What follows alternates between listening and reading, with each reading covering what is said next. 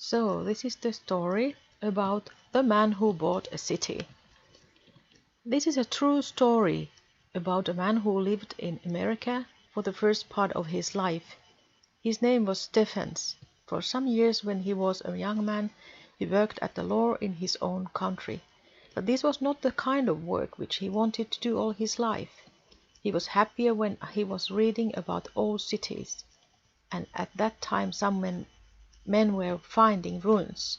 Ruins means old buildings or cities which have been fallen down. Ruins. In the ground in the countries far from America. Old ruins were found in Greece, in Egypt too. Men were at work and they at last began to understand the writing of the old Egyptians. Stephens read a lot about all these things, and at one time he went to Greece himself to look at the ruins there. He wrote 1 or 2 books about his journeys when he went back to America. Then one day he read some papers about another place. These papers were written by a man who went to Honduras, a country in America. In those days no one was looking for ruins in America. The eyes of most people were on the old buildings of Egypt. So Stephens found something new when he read these papers. The writer told about a journey which he made in Honduras.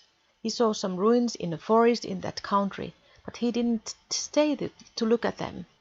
The buildings were near a small town which was called Copan. This was all that the writer said. Stephens was very glad when he read this news. He wanted to go at once to Copan. He wanted to find these ruins in the forest.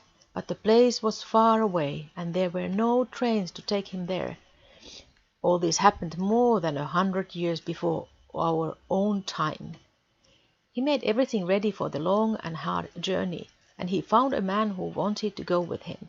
These were 2 men set out for Copan, but they met trouble a long time before they were near it.